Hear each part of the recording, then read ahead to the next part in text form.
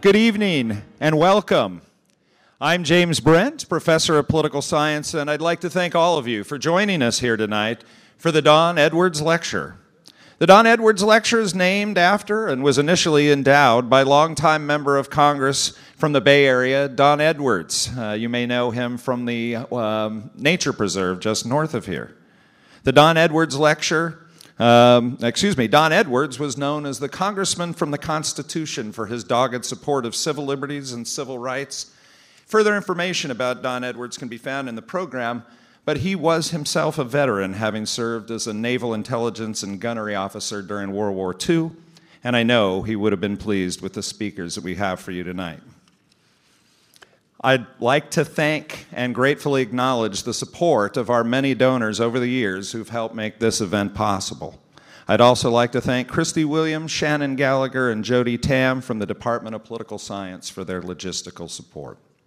Tonight we have three dynamic speakers who will introduce themselves to you, and they'll then engage in a moderated roundtable conversation. At some point, they'll take questions from the audience, and I'll be coming around with a microphone, so if you'd like to ask a question of one of our panelists, just raise your hand, and I'll try to get to you. Our time is limited, however, because we will end by 7:30. Finally, I'd like to ask that you take a moment to please silence your cell phones. Introducing our speakers tonight is Carlos Mejia. As you can read in the program, Carlos is not only a San Jose State student, he's also a veteran, and he's currently serving as the president of the Veteran Students Organization. Please join me in welcoming Carlos Mejia.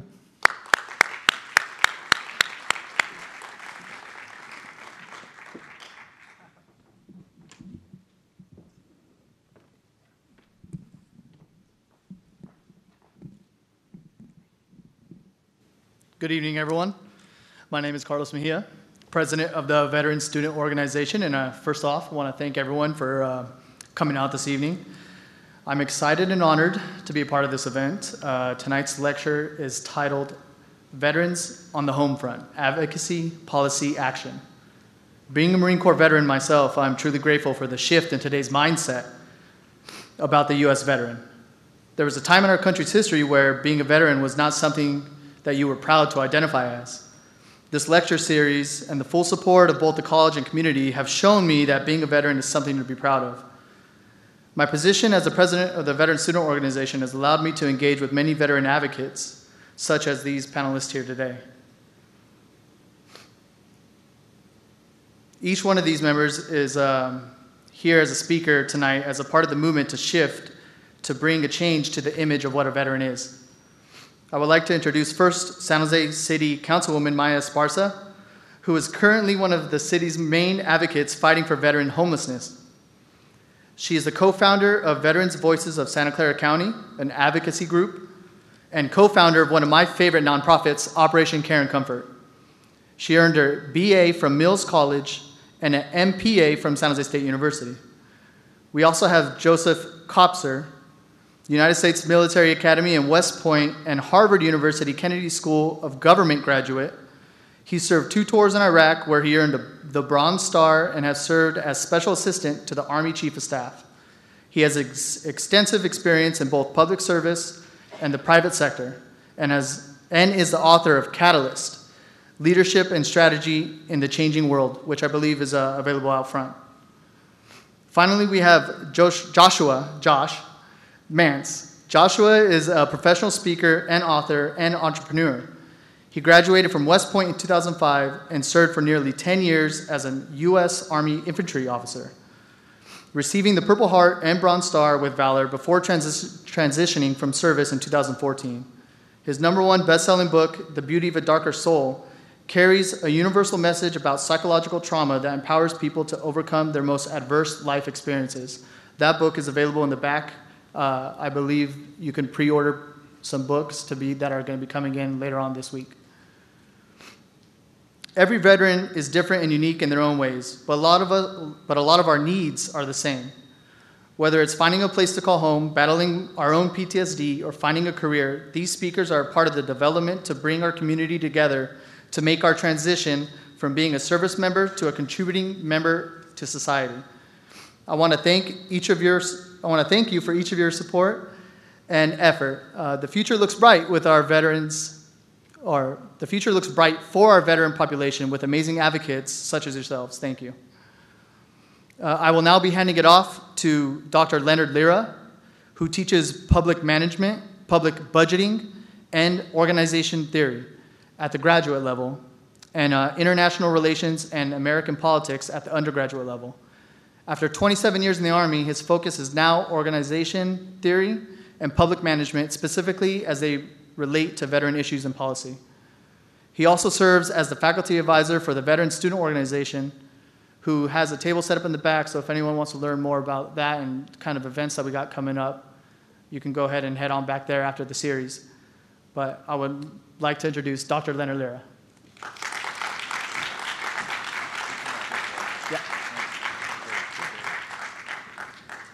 Good evening, and I'd like to thank the audience for coming this evening on a Friday evening. I really appreciate the show of support. I'm going to go ahead and talk about how the panel is going to proceed. As you know, we've got 3 panelists. The first topic in the lead is going to be Joshua Mans talking about transition and mental health issues, and probably a lot more than that. Then it's going to be followed by homeless or housing and education issues by Maya. And then Joseph is going to round it out by talking about economic and employment issues for veterans. Key to note is that while the topic surrounds veterans issues, a lot of what they'll talk about is applicable to a lot more populations as well. So as they transition, I will ask a question between each of the panelists, and when Joseph's can complete, then we'll start to take questions from the audience. Okay? All right, Joshua.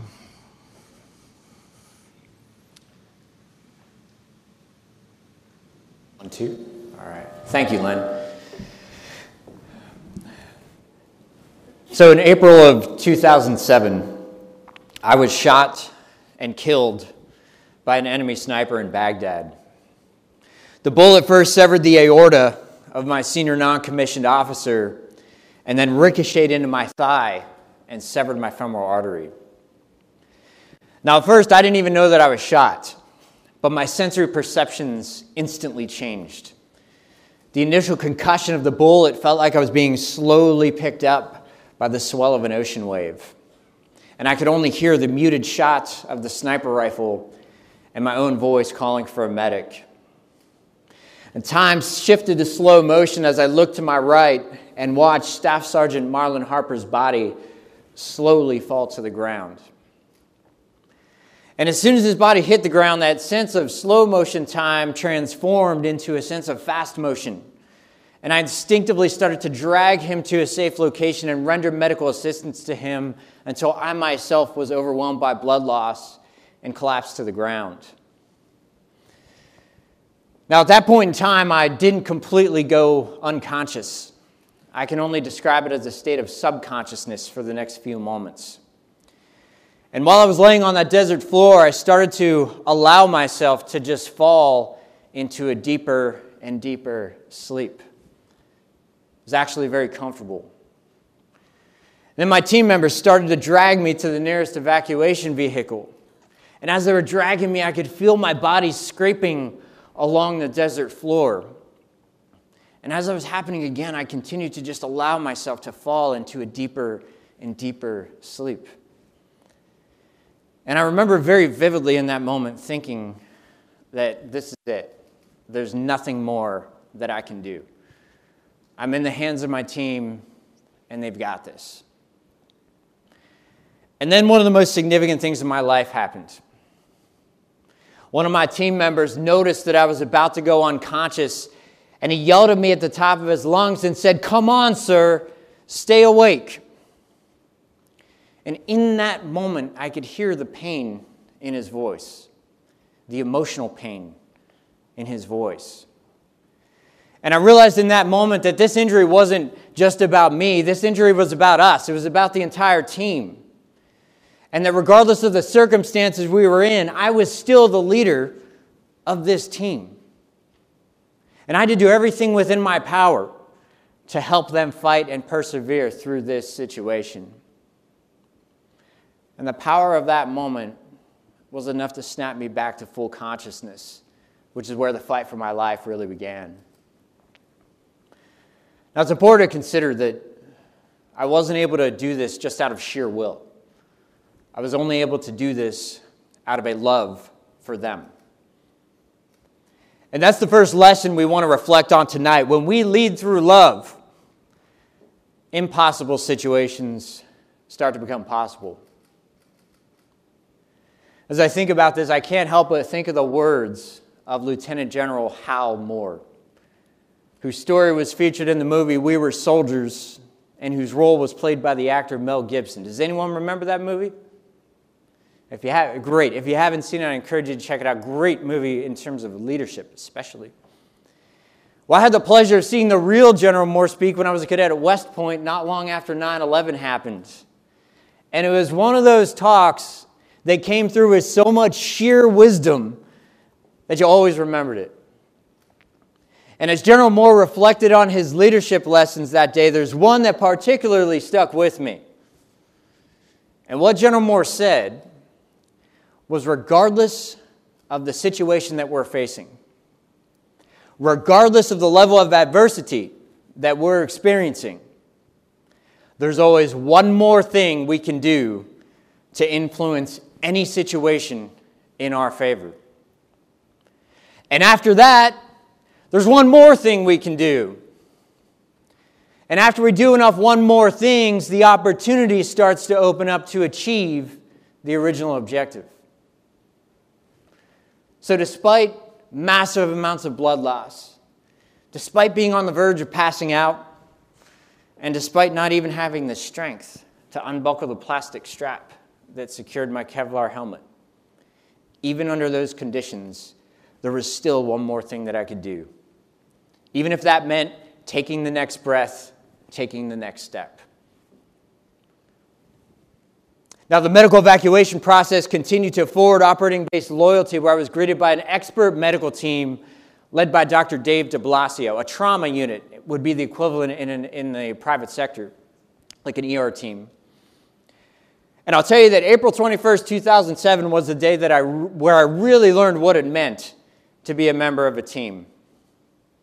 And what a privilege it was to still be conscious to be able to watch this medical team work. They were well led. They were clearly inspired. They each had a specific job and task. They worked as a cohesive team. Watching them was like watching a choreographed dance.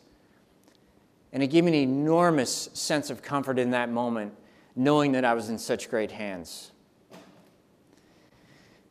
But despite their very best efforts, I could feel myself starting to die.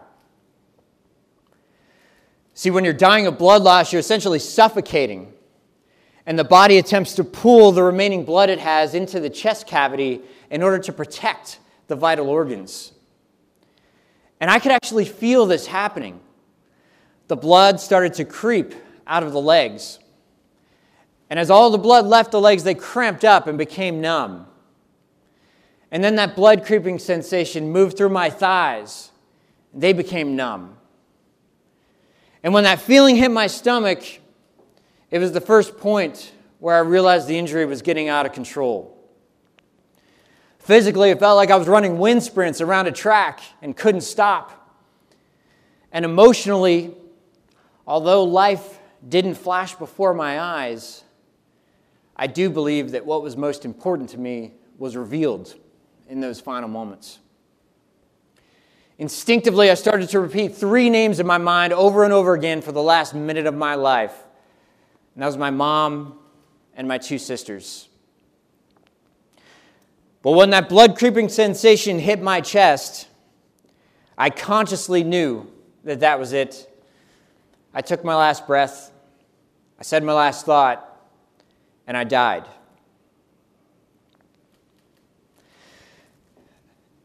Now, I recall in vivid detail those last few moments of my life. It's a feeling that can only be described as one of absolute and complete surrender to something much greater than ourselves. And through that surrender came an overwhelming sense of peace. Every good, every bad, every positive, every negative, every doubt, and every hope just vanished. And it was as if the Spirit became part of everything and nothing at the same time. The moment of my death was the most peaceful experience of my life, a concept that I come to struggle with quite a bit in the years that followed. Now, I woke up about 2 days later in the green zone in Baghdad to learn that I had flatlined for 15 minutes straight. And when I regained consciousness, some of the heroic details were brought to my attention as to the extent this medical team went to save my life. See, we were in a very rogue, rudimentary treatment facility in the middle of northeastern Baghdad with very basic life-saving equipment.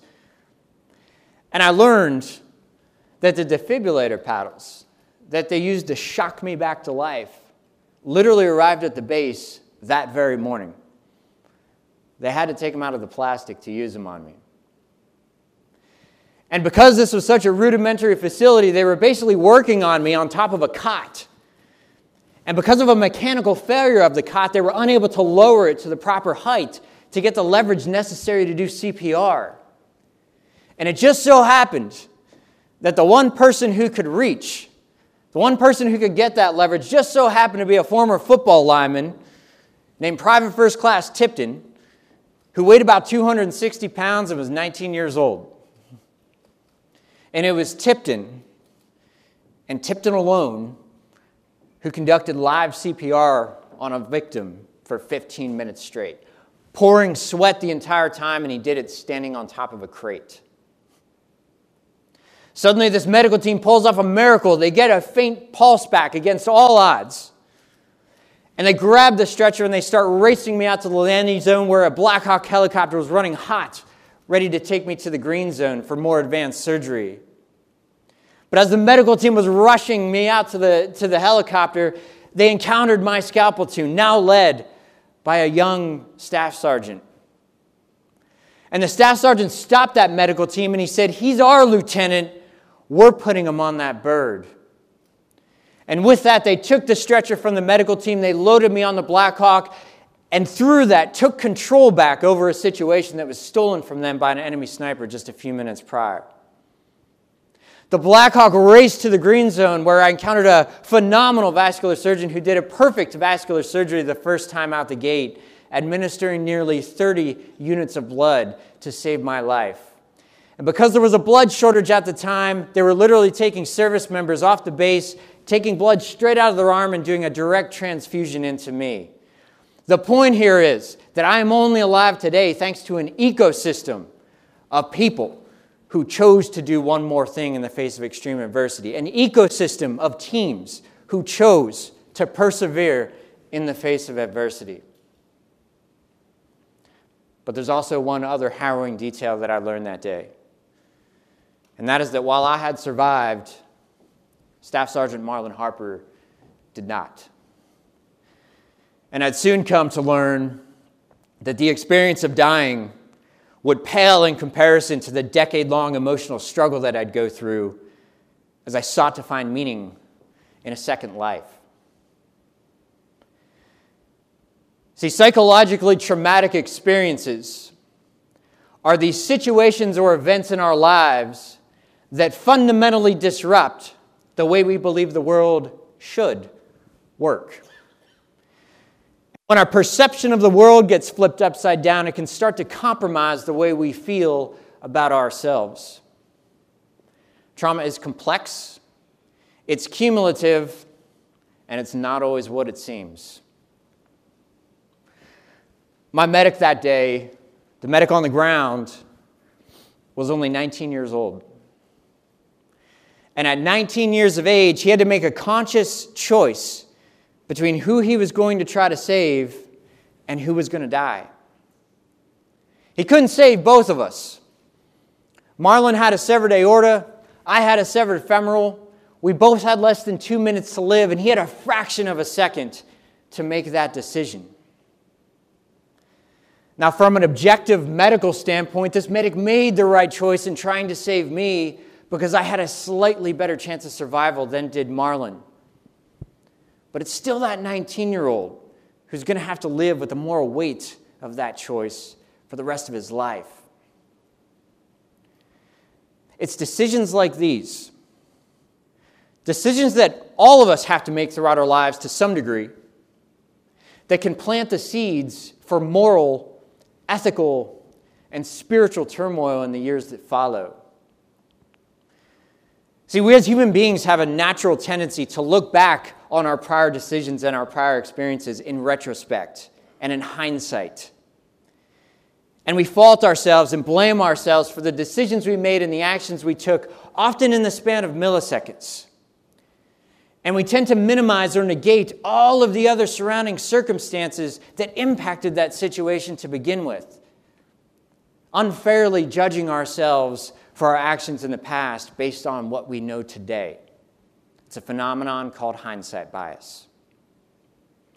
And what's more challenging is if we try to push through life without resolving those prior experiences, without deriving meaning in them, it's almost like we're trying to build a house on a cracked foundation. If we keep trying to build that house, if we keep ignoring the crack that's there, we never really know what type of situation or event is going to cause it to collapse at some point in the future, even if it's something that seems insignificant on the surface. This is the cumulative effect of trauma. So it's imperative that we maintain a healthy respect for the power that these experiences can exert over our lives. And that's why we're here to talk tonight. We're here to talk about the truth behind trauma.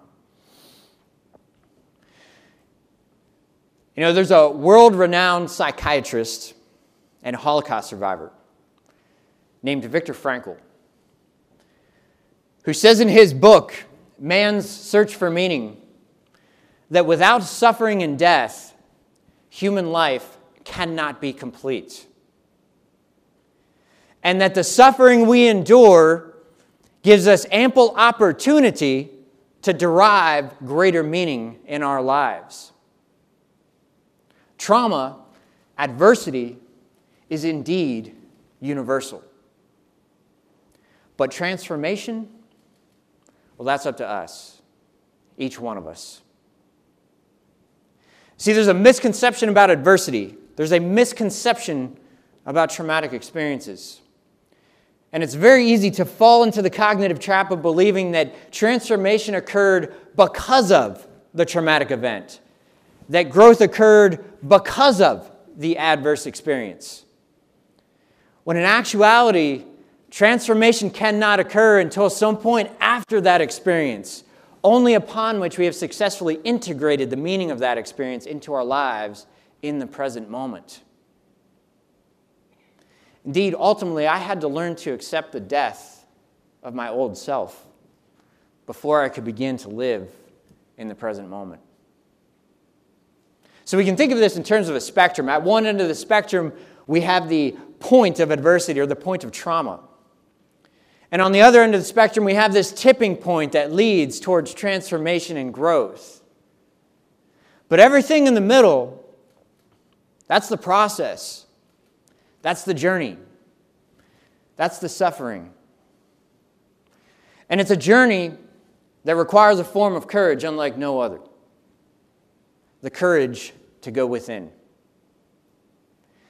The courage to venture into the deepest, darkest recesses of our souls, to uncover the truth, and then fight our way back out. Stronger, wiser, transformed, and transcended. But this is a journey that we don't need to take alone. You know, a couple years ago, I was shadowing a group therapy session down in Monterey, California, with an excellent therapist named Laurie Galperine, along with her counterpart, Dr. Mark Schwartz. And after that session concluded, Laurie turned to me and said, "Josh, I really believe that the role of a therapist is to help people suffer productively as opposed to allowing them to suffer in vain." Now, you're never going to find a more grounded definition of what therapy is, of what expert companionship is, and of what the relationships we share between one another are than this.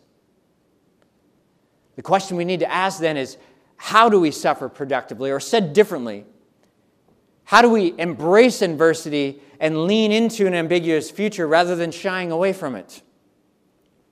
I'll tell you, back in 2002, researchers out of Brigham Young University set out to answer a similar question in the context of the behavioral health field. And in the meta-analysis that they conducted, evaluating over 100 studies, they asked a very fundamental and crucial question. What are the variables, what are the factors that influence a positive therapeutic outcome between a clinician and a client? So if all of you are the therapists and I'm the client, essentially what plays into that leads to a successful process of transformation and growth? And the answers that they found may surprise you. There's 4 variables in total.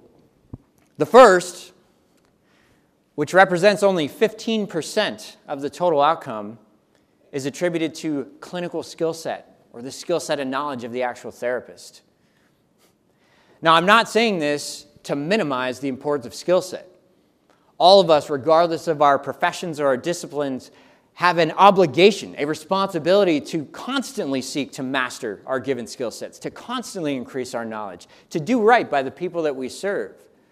But what we're about to see is that there's a lot more groundwork that needs to be laid and satisfied before we can realize the fullest expression of that skill set at the right place at the right time. The second variable, which is a conglomerate of several, represents 40% of the total therapeutic outcome. And these are called extra therapeutic factors in the behavioral health world. But what these factors mean is they have nothing to do with the process of therapy. They deal with the principles of self-leadership and places a great deal of responsibility back on the individual person and client in order to take ownership of their healing process. Are we leading ourselves physically, spiritually, emotionally, mentally, and socially? And are we surrounding ourselves with the right relationships in our lives? Are those relationships an asset to our process of transformation, or are they a detriment to it? Now, the third variable, also representing 15%, was attributed to placebo effect. Now, I'm not one to dismiss placebo effect very quickly, because just think of this, that in somebody's darkest moment, simply walking through the door of the office of a clinician or the office of a peer support person gives them the hope that it is possible to move through these experiences. And tonight I'd like to remind you that at any point in time, any one of us in this room may be called upon to serve as that beacon of hope in the lives of others. And the final variable, by itself representing 30% of the total therapeutic outcome, is attributed to the strength of the relationship between the clinician and the client. In the context of the behavioral health field, they call this the therapeutic alliance.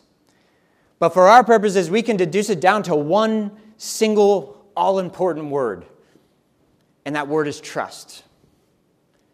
Because what happens when we actually trust someone? Regardless of the context, regardless of the situation. When we trust someone, we're becoming vulnerable with that person.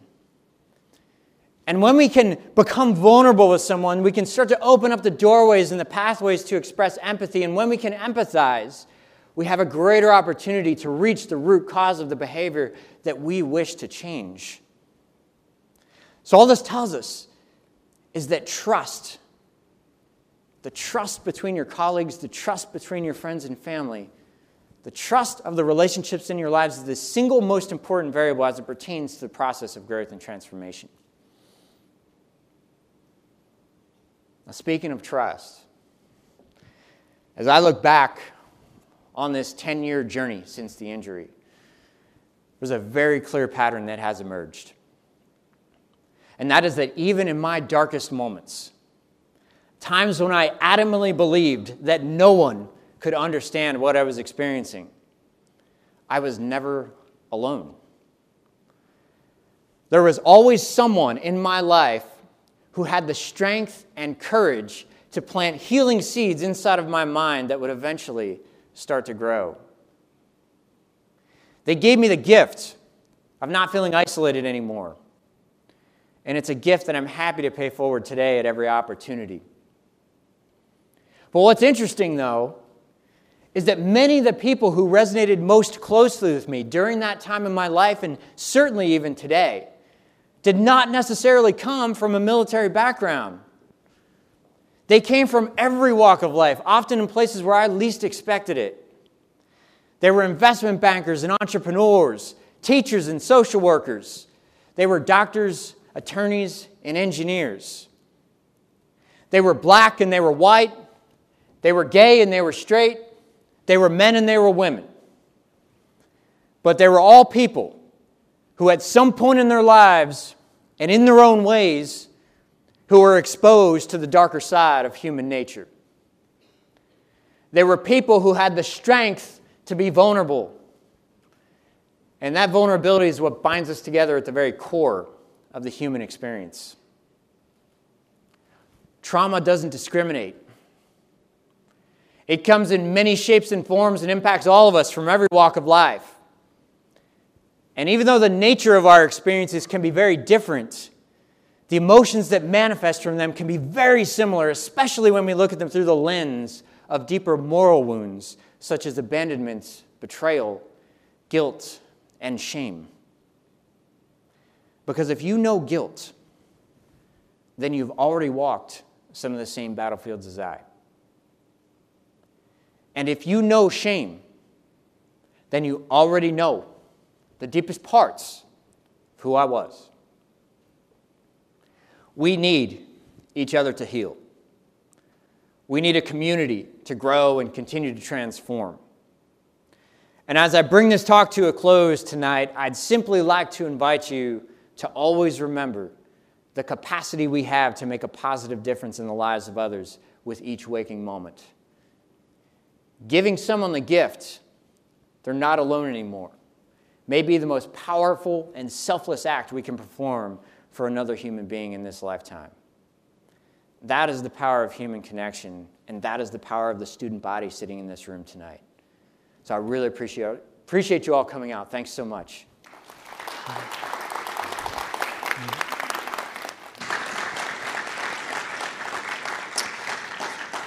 So in the interest of time, I'm going to hold my question to the end as well so we can move through the panelists. But I just want to say that your book it's almost like poetic prose the way it's written. So I highly recommend it after the session to make your way back to the book station back there and take a look at that book, The Beauty of a Darker Soul. It was completely moving for me as well. So moving on to the next topic on housing and education, two fundamentally important issues to both student population as well as the student veteran population. Maya, will you please take the floor and lead us on this discussion? Thank you. Wow, okay. Tough act to follow. Good thing he's my friend. So this session is titled Advocacy, Policy, and Action. Things that just make my heart, my mic go pitter-patter. And so I wanted to tell you a story of advocacy, policy, and action, and I would actually argue that it's advocacy, action, and policy and action, right? So in 2012, we had a number of, about 3 military and veteran organizations working in Santa Clara County.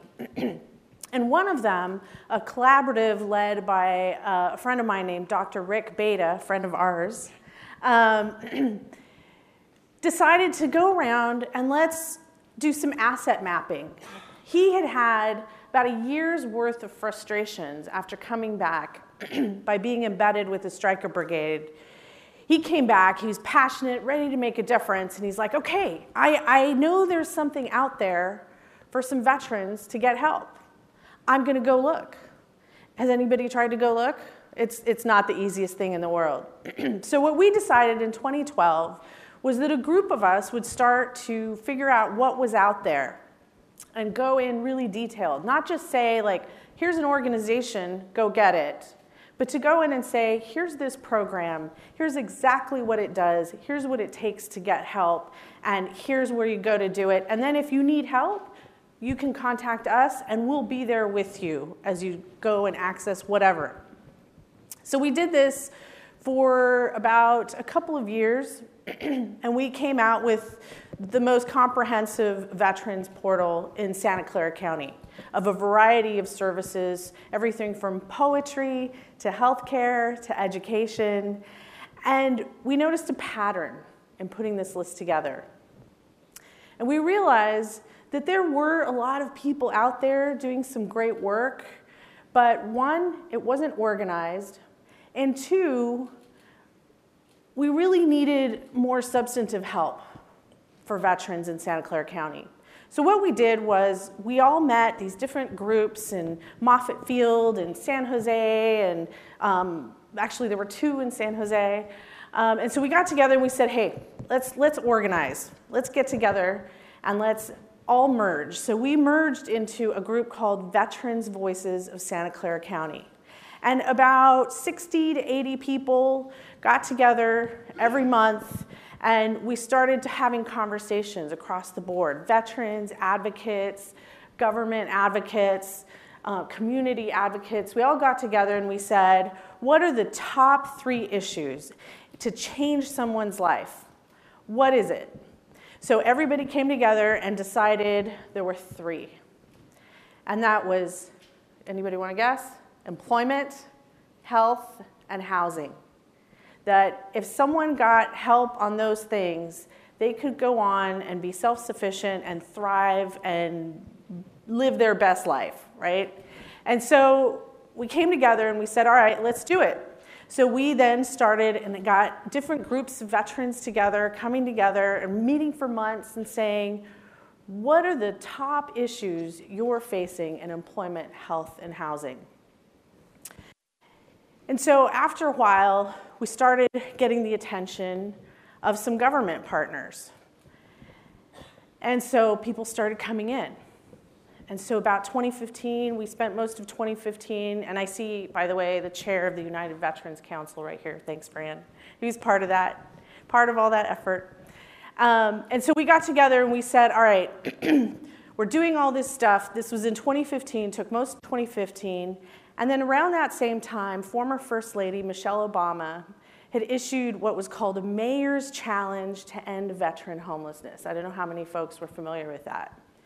And so the mayor's office in San Jose, the county, a few other entities kind of noticed what this group of veterans were doing, and they said, hey, these advocates are coming in, and they're organized, they're focused, and they want action. They're willing to walk the talk. And so we came together, and we actually were the only county, or the only place in the whole Mayor's Challenge in the country where we ended up creating something that was a little bit different.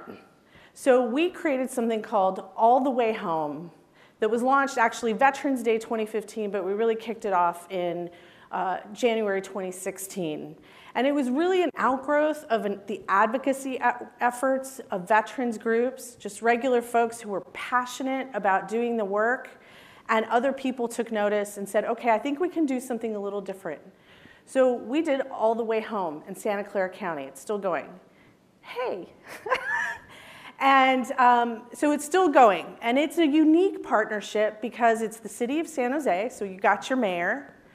We had Santa Clara County, important. MPA students, what does the county do? Safety net, right? So safety net services, that's why that's important. The third partner was the Housing Authority of Santa Clara County. Now, some of you might be scratching your heads, and I'll get to that in a minute. And then the fourth partner was a nonprofit, or is a nonprofit, called Destination Home. And the nonprofit acts as sort of a backbone organization to do a lot of the work behind bringing our partners together on this. And so All the Way Home got started. There were 703 homeless veterans in Santa Clara County out of 6,500 houseless residents in our county. And so we thought, okay, we set some metrics, 703. We're going to house 703 veterans in this campaign. And we were working with the veterans community. We worked with landlord community. And this was not sexy, folks. Like, this was going out. We went to churches. We went to schools. We went to community centers. We did whole events with landlords and property managers to just get it out there. And then we got the input from policymakers saying, all right, we're going to trust you because you have this group of people behind you that are willing to speak up, that are willing to support, that are willing to be part of this process. And we have a number of them here today. And so we started putting money. We started putting in a few $1 million here, trying it out, trying things that people said were never going to work in Santa Clara County. And they worked. So fast forward, I'm going to fast forward a little bit because I'm going to get to a few points. So fast forward, we've housed over 1,200 veterans in Santa Clara County through All the Way Home. Thank you. But there's more.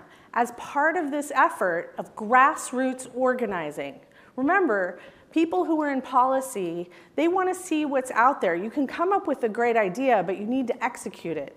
So while we're going through all of this effort, policymakers started saying, you know what, we have a really big housing problem in Silicon Valley, in Santa Clara County, right? Is anybody, who thinks there's a housing problem in Santa Clara County? Everybody. So in 2016, we launched in Santa Clara County another effort that people said was never going to work. Actually, smart money was against this effort. We launched Measure A, which was a housing bond in Santa Clara County to raise $950 million, $700 million of it to go for extremely low-income folks. And in Santa Clara County, that's a family of 4 that makes just under $40,000 a year. And then there's some $50 million for homeowners, new homeowners. So if you're looking at buying a home, there's money for it. And then $200 million for a little bit higher income folks. But this had never been done before. And in fact, once we got started, San Francisco got jealous, LA got jealous. It started becoming a thing in California. And they did their own bonds. But what was unique about this effort is the role that veterans played in it. Because there was a grassroots effort behind it, because there were people and organizations willing to be a part of it. And for the first time in our county, if you look at the language, if anybody, MPA, I'm looking at some of you, if anybody wants to nerd out and go back to the language of the bond in 2016 for Measure A, it's actually very short ballot language, and the first group that is mentioned in the language of this bond is veterans. That had never been done before. And veterans were out front and center getting the bond on the ballot measure. Veterans were front and center in campaigning for the bond. And for folks that aren't from California, looking at you, Joseph, in California, we have a 2/3 requirement to get taxes done.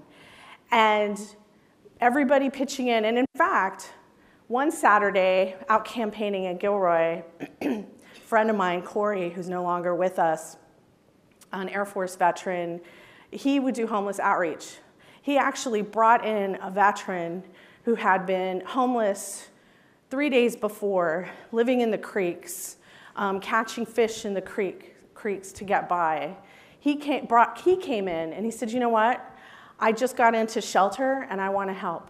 I want to go out and knock on doors and explain to people why this bond is so important. And he did. And we passed this bond by 67%, a bond that no one said was going to happen. 67% of the voters in Santa Clara County taxed themselves to pay for housing for people who can't afford it. That's very remarkable. We do a lot of that here in Santa Clara County. We should be very proud of ourselves because we are willing, those who can are willing to take that on for those who need a little bit of help. And I'm looking at a nonprofit developer here who then takes some of that money and goes out and builds housing for veterans in Santa Clara County. So $950 million is fantastic. It's great. Doesn't solve all our problems. We're still out looking for more. But do you think our work is done? No. We have 2 other efforts. That's still going on. It needs to be nurtured and supported. But remember the 3 areas, right? We have a lot more work to do on health and employment. So we do have some great organizations, but that's where the advocacy comes into play, right? We have a Veterans Administration, a brand new, beautiful building in South San Jose that doesn't have a bus stop. Maybe that's a problem, right? Santa Clara County issued a senior agenda. It's a really important policy document that lays out all the needs of a variety of seniors in Santa Clara County. Are veterans mentioned in that? You want to guess? No. Right? So it's really important to advocate and organize, and you can affect policy. And we have so much more work to do that I invite you to join us on doing the more work that we need to do, particularly on employment and health here in San Jose and Santa Clara County. Thank you. Thank you, Maya. I'm not going to, hold on a second, Joseph, I'm going to ask you one question. I'm going to take moderator's privilege here, because this issue is near and dear to me. So regarding housing, and in particular student vet housing, and just recently found out, one of my students, student veterans, was homeless for about 2 months, 2.5 months. It really hurt me because he was homeless while I was here, and I didn't know that until afterwards, right? So obviously there's an issue with student veteran housing as well as other housing within the San Jose area. What can San Jose State University or the local community do to address that issue, and what's your view of that issue? So 2 things. First off, that was not the first homeless veteran here at San Jose State. I've housed homeless veterans here at San Jose State. And I did that because I'm kind of a pushy person, and I'm not afraid to show up places or open my mouth. And I showed up at the Veterans Center here at San Jose State, handed out some flyers, started talking to some people. Hey, we got this program. And this one guy, I got a random call one day, and I'm just giving you one example. I've housed more than one. And he calls me, says, I hear you house veterans. How does that work? I'm a student. I'm not poor. I'm not, this isn't for me. And I'm like, where are you right now? I will come and get you, right? We got him into housing. We got him a security deposit. We paid 3 months of his rent. We got him other services so that he could be stable. And those services still exist. You can call my office at San Jose City Hall, or you can go to allthewayhomecampaign.org, and there's a little flyer about where you can go. There are 3 phone numbers on there and a description of the services to get help. So that's number 1, and that exists right now today. So please talk about it, share with your friends, be pushy, right? Because you never know who needs to hear it. And the second thing is San Jose State has a homeless student problem. And San Jose State needs to step up. In the city of San Jose, we're going through a budget process. Again, I'm going to nerd out, MPA students. You know what that's like. So we're going through a budget process in San Jose, and it starts in March, and then it ends in June, when hopefully we all vote on a budget, and we have a budget for the next fiscal year. The city of San Jose is going to pay, or the mayor has proposed some money to pay for some programs for San Jose State students who are homeless. And yet, the president of San Jose State has not met with a group of homeless students who are asking for showers, who are asking for safe parking, who are asking for some pretty simple services that, frankly, you pay for. Another thing I will add to that is the city of San Jose, a couple of weeks ago, we changed a safe parking ordinance to allow groups, most typically they're churches, but we specifically wanted San Jose State, Evergreen Valley College, and San Jose City College to have the opportunity to have safe parking programs for their students. So we opened up some ordinances. Before that, it actually wasn't legal to have safe parking. It wasn't legal for you to go to some place and sleep in your car. But we're hoping that the City College, Evergreen, and San Jose State do open programs here at their schools, allowing students to park there, offering other services, allowing them to shower, and really being a connection point for programs that Santa Clara County offers. For addressing that. Thank you. All right, so Joseph, please bring in the final topic here on economics and employment issues for veterans. Round us out. Thank you. Certainly. Let me make sure I got this right. Okay. Wow. All right, so we've just gone through literally not a near-death experience, a death experience, and then we've just spent the last several minutes talking about homelessness. It reminds me of a story as I look out over the faces here. It was recently at Sammy G's. I don't know if you heard this story. This horse walks in, bellies up right up to the bar, and this bartender turns around and looks at the horse and goes, "Why the long face?" You like it? I got a better one. I got to use these jokes because the subjects we're talking about should not leave you with a feeling of hopelessness or that heavy sinking feeling in your heart, and I'll tell you why. But first, I must use a joke told to me by my then 5-year-old daughter. This was 2002, 2003. I remember it vividly because I was teaching at West Point while Josh was still there as a student. But I remember this joke vividly. So my 5-year-old daughter had 3 daughters, 7, 5, and 2. And she had just learned her first joke. So she comes into the kitchen. She's tugging on my leg. And I look down at her. She's one of the cutest peanuts. All 3 of them are cute peanuts. But she was particularly cute this day. She had her bowl cut, her little choir boy haircut. She goes, "Hey, Dad." I said, "Yes." She says, "These 2 muffins, they're sitting in an oven." And this one muffin looks over at the other and goes, "It's getting hot in here." And the other muffin goes, "Ah, a talking muffin." Okay? Now imagine your 5-year-old daughter telling you this story. And the reason why I say it is, if you take all the subjects we're talking as so serious and to your heart that it leaves you unable to laugh or remember why you love or remember why you live, you're not going to get through any of it. So what I want to do is kind of switch gears and remind you of the common themes. And both conversations have already reminded us. Though the subject by Professor Lear for this Don Edwards series is about veterans, I would actually argue that we're just a case study in society of how we all deal with this.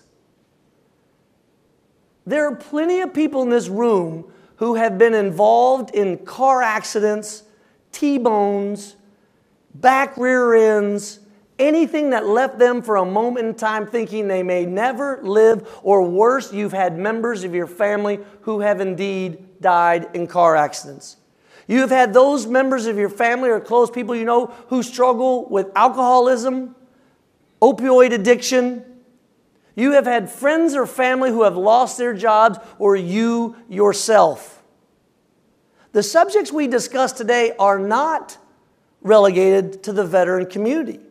And the sooner we as society understand the parallels of how it affects all of us, the better we get. And here's the good news.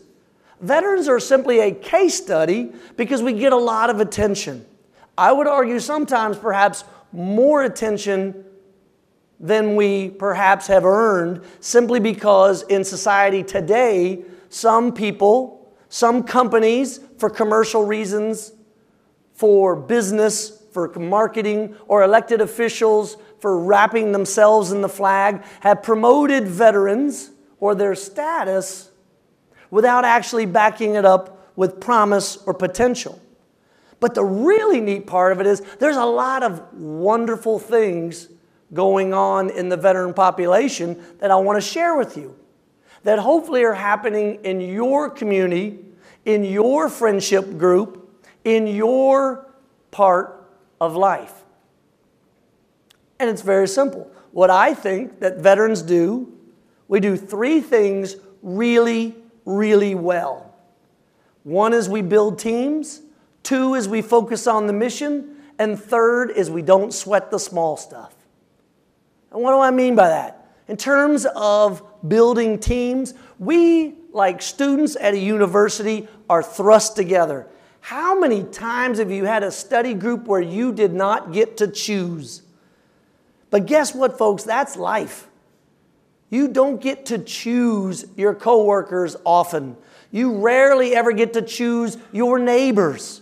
But we build better society when we learn to find what we have in common. And the military, on purpose, breaks down the differences to find the similarities. Because we have more in common than that what separates us. And in the military, it's just a little easier to see when they put us all in the same uniform, when they put us all in the same barracks, when they put us all in the same bus, when they give us all the same pay, when they give us all the same chow. After a while, we all start to complain in the same way. We all start to laugh in the same way. But more importantly, we begin to remember that we have more in common that separates us. Military vets, when they leave the military as well as in service, build teams really well. And that helps later on in employment and entrepreneurship and business and beyond. The other thing that we do really well is we focus on the mission. We want to get it done now. One of them might be, as Josh explained, we're in combat, a buddy has fallen, and we've got to get him or her to care immediately. The focus becomes, the mission becomes getting them care. It could be in peacetime. You're down here in Southern California at Fort Irwin, the National Training Center, literally on the other side of Death Valley. It gets hot. Put on combat boots, your full chemical protective gear to protect you from a simulated chemical attack. Put a gas mask on your face. You're breathing through a straw, and then you get to run a half mile. Your only focus is to fix the problem, find out what it takes to complete the mission, and get out of that gear as quick as you can. There's no time for dilly-dally. There's no time for indecision. Veterans learn to focus on the mission quickly. And then thirdly, we learn early on in different ways to not sweat the small stuff. Now, you don't even have to go to combat. You don't even have to have experienced a harrowing experience, as Josh explained, to understand what it's like to be in stressful situations in the military. In my particular case, still to this day, the moment that brings me almost to tears every time I have to recall it, and you're talking about a guy who lost over 12 friends in combat. But the thing that still to this day that chokes me up was in October of 2006, having to take a knee to look directly in the eyes of my 6-year-old and explain to her in as best dad words I had why I couldn't promise her that I would be back. I didn't want that guilt as I left for Iraq that she might carry for her to say as a young kid, but Dad promised me he would come back. So I tried to find the words to explain that I might not come back. That is stress. Burying friends is stress. But it could also be as simple as having to stay in formation for 2 miles after maybe you had stayed up too late drinking and you don't want to be the one that falls out and disappoints your friends. It could be the stress of trying to get the entire unit up and over a physical obstacle or up and over a mental obstacle. But that stress in combat and peacetime makes it so that we learn not to sweat the small stuff. Because the things that matter are people you love, people you laugh with, people that you care about, that you want to be with. If the PowerPoint's not perfectly centered, it's going to be okay. But there are plenty of bosses I've seen in the world who will fly off the handle because they haven't experienced that same kind of focus in their life to know what's important. So you wrap all three of those together, great teamwork, the ability to focus on a mission, and then that's not sweating the small stuff, is why you get to understand why veterans, more so vis-a-vis their civilian counterparts, are performing at higher levels. You may have seen the PowerPoint slide at the end that talks about the more participation per capita in voting, more participation per capita in the business world. Right now, military veteran entrepreneurs are outperforming return on investment than their civilian peers. But here's the good news. We don't own leadership. We don't own teamwork. These are all skills that can translate across all society. So what I've done, whether it was in the military, whether it was in the startup world, building a company from scratch as a civilian, learning how to speak civilian, how to speak business, I employed all the tactics I had in the military and brought them forward in the business world. And like many veteran entrepreneurs, we had great success. I was lucky to sell my company to Mercedes and then from there pay it forward to help other veterans, to focus on other areas to help them move forward. But now my focus has gone beyond the case study of veterans, and it's why I ran for Congress. I'm convinced we have more in common than that what separates us. And it's only those people in society who don't have big ideas, who would rather maintain control or power by creating division or fights among the rest of the group or the rest of the community or the rest of the population that I have issue with. Those people that lack big ideas need to move off, retire, move along, go somewhere else. But instead, when we remind people that we have far more in common than that which separates us, we can focus on the big important topics, like creating a situation where we can fight for the opportunity for everyone in society to earn a good life where they live. Not having to move to a different place, but the communities that they were born in or the communities that they love. They can find that opportunity there. And that message goes against all stereotypes of political party. That message goes against all divisions that have been created by popular culture, media, the news networks, or politicians. And that goes back to the whole point of this discussion. It's about advocacy. It's about action. It's about policy in any combination that you put them together. We don't look to veterans to put them on a pedestal, nor do veterans want to be on a pedestal. If they want to be on any pedestal, you've been on pedestal I was at Sammy G's earlier tonight. It is Sammy G's, right? Just making sure. I like to be culturally sensitive everywhere I go and experience all the best. I think it was the Flyaway pills. Clearly my favorite. Only drink if you're 21 or older. It's a little safety first. But I want to end on this point. Coming out of World War II, over 50% of all veterans created companies. They built some of the biggest brand names and companies that you know of today. After the last 18 years that we've been involved in continuous combat, only 6% of our veterans are creating companies. And I would also say that in the rest of society, fewer members of your peer group are creating companies than ever before. We have to change that trajectory. Jobs are created in this company by small business. Those are entrepreneurs, whether it's a small business of 5 people or they want to scale it and be bought somewhere in Silicon Valley. You have in you right now all those capabilities of creating that teamwork, focusing on the mission, and learning to not sweat the small stuff. And you have a great faculty here to do that, You have a great community of leaders that want to help you do that. And with whatever time we have remaining, I look forward to taking your questions.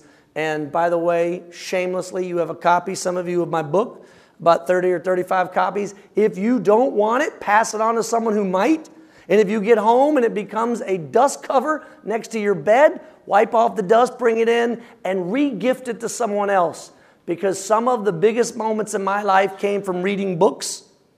And hopefully, it doesn't have to be you that has that moment with my book, but somebody might, because I wrote that book for me when I was 20 years younger. So thank you very much for being here this evening.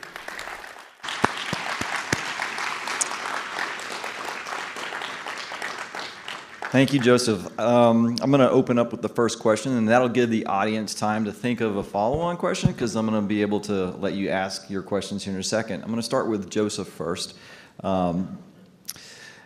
In your book, Catalyst, you identify 3 challenges that leaders must meet. They need to identify change as it occurs, decide how to react, and implement a strategy to help the organization make that shift. And you also state that public organizations, specifically public universities, are slow to meet those challenges.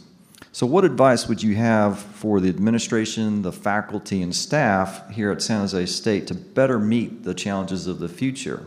And maybe in particularly related to veterans issues, but not necessarily. Okay, so I say this with love. First of all, let me give you my credentials of why I say this with love. I am also an MPA graduate, those of you that are MPA majors or in the master's program here. I also taught at the university level, 3 years at West Point, 2 years at the University of Texas. But all organizations that get to a certain size, whether they be in academia, whether they're in business, whether they are the United States military, have to be constantly on guard for becoming complacent by thinking that whatever worked in the past is going to always work in the future. And the whole premise of our book, Catalyst, is that, when you're going from wind energy to power boats to coal energy to oil energy, to modern day diesel powering many of our ships or even nuclear, you had 80 to 100 years on average, and the first era of that was 10,000 years. Here's the problem. In every sector in society, technology is occurring so quickly. Many of those technologies are born, by the way, in your backyard. Those are occurring so quickly that to have an institution where people can be in the same chair or position for 20 or 30 years, civilian, academic, or even elected office, they're going to get wiped away by the rapid change. And so my request to anybody in any institution needs to be asking themselves 2 questions constantly. What are we doing that we should no longer be doing? And what are we not doing that we need to start doing? And if you just constantly ask yourself as an organization, both in short-term and long-term strategy, you'll get there. But that's the biggest trouble I see for not just institutions of higher learning, but in the public sector, in the private sector, is that once a person gets into a job, they get comfortable, they get complacent, and then they start to use the excuse, this is the way I've always done it, it's worked in the past, no problem, and they're going to get wiped away. We have a question from the audience. We have one question right here. We got a mic, please.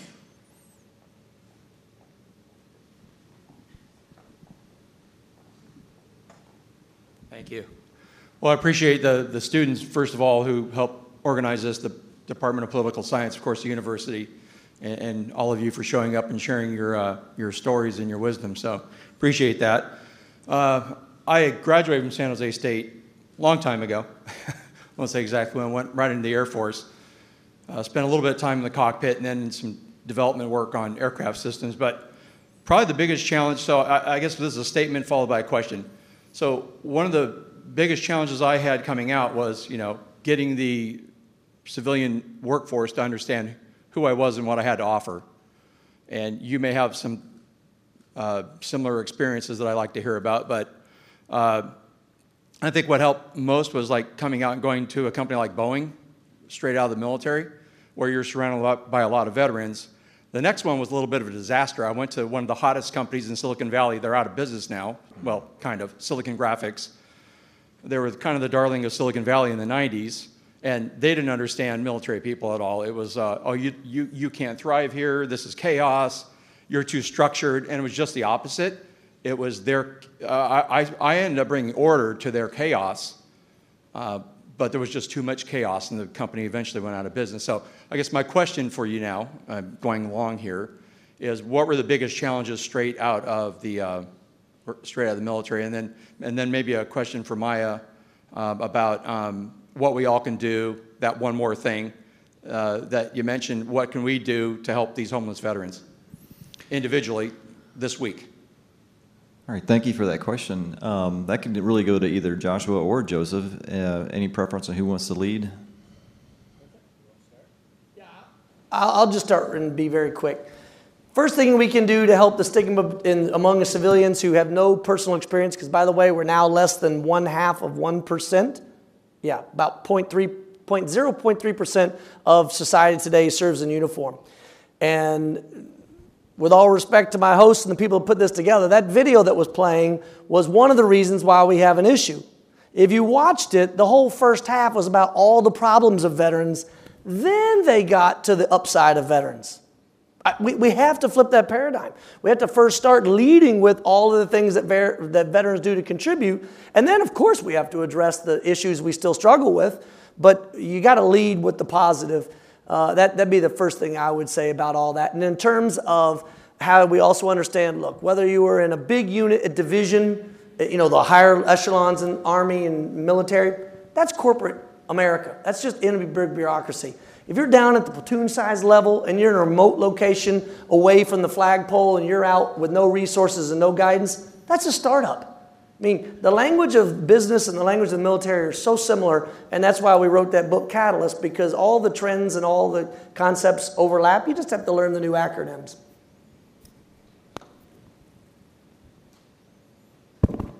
Yeah, so I had a kind of a delayed effect of transitioning. I got out at the end of 2014 unexpectedly due to a medical condition. And a week later started at Tesla. And I spent about 1.5 years there, which is quite a long time in Tesla years. I can only describe the pace of that company as the pace of combat, and that's no exaggeration in terms of the tempo. Deep understanding of military culture. That was such a unique company that it mimicked the manufacturing environment in this case. It mimicked military service so closely that it was a phenomenal fit with even more importantly a phenomenal purpose behind it. But it takes time to align or discover what your purpose is, right? What your individual passion is, and I was continuously drawn back to the behavioral health field to continue to do this work related to trauma, and that's where things really started to change for me.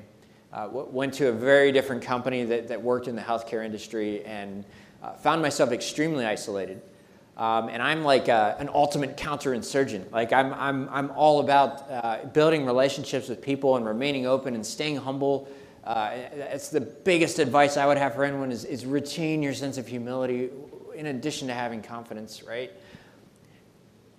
But it was within this subsequent company where I really started to see the challenge, the dissonance of values in terms of military personnel tend to embody selflessness, right? They embody to the point of sacrificing their lives for another member of their team. They advance the mission of the team. They advance the mission of the organization. They advance the larger objective.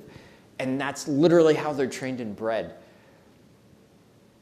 Yet that can come across in private sector organizations who don't understand that as a form of intimidation.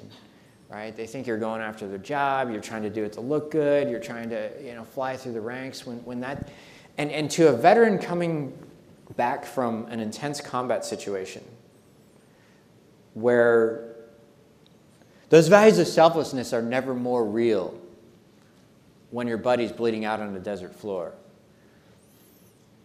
And you learn what is ultimately important, right? What is the most crucial. So that was a big challenge for me. Even harder was the process of becoming an entrepreneur and starting a company. And I'll tell you definitively, it is the most difficult, challenging, emotionally, mentally, gut-wrenching process that I have ever experienced. Because there's a knowledge gap, right, between what works within the context of the military and what's tolerable in the private sector in terms of capitalism, right? Where not only do we have to latch on to a profound purpose, but we have to somehow find a way to make that effort sustainable within the context of capitalism. We have to worry about money now. And that can really cause a fracturing of worldviews, right, and our internal purpose. So I think it was, just the totality of that is I said earlier, trauma isn't always what it seems, and some of these facets of transition were totally unexpected for me, even though I went into it with a completely open mind. Right? It was the subtlety of the values, the purpose, and rediscovering that. All right. Ma, you want to answer the... Yeah, so what you can do this week. So right now, actually, you can go to allthewayhomecampaign.org.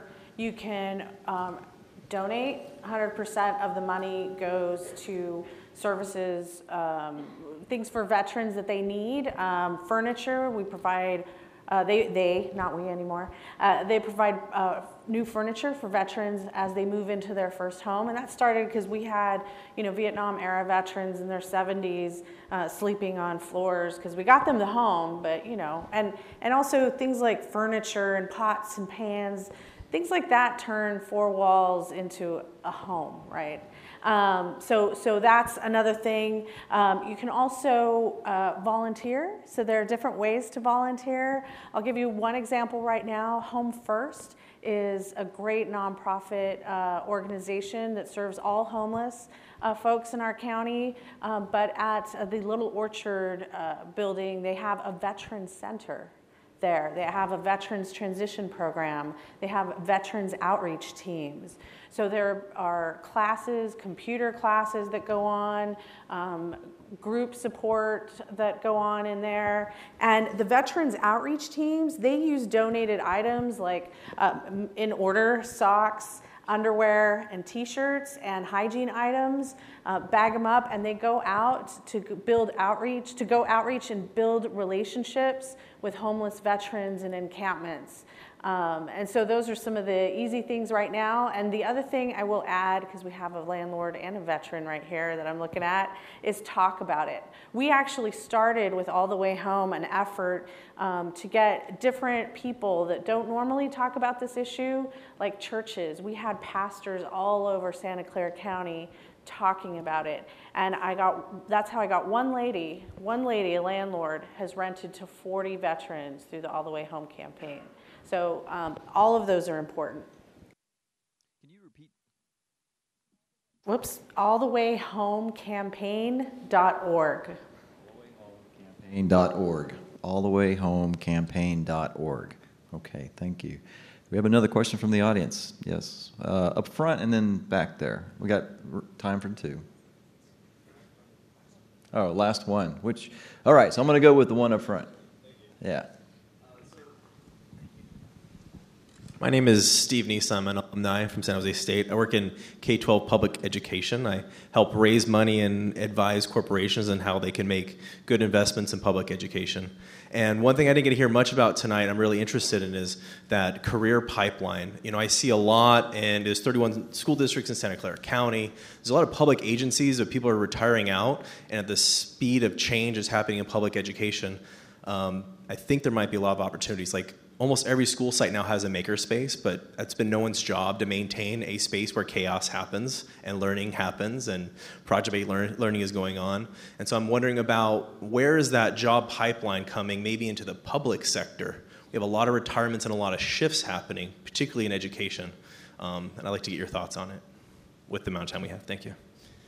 That's all you chose. Yeah, nationwide, we have a real opportunity with so many vets that are coming out of the military who are looking for a sense of purpose. I argue that one of the reasons why vets are so good as entrepreneurs is it gives them that sense of purpose. And outside of the threat and stress of real life combat, the next closest thing in the civilian world is making payroll.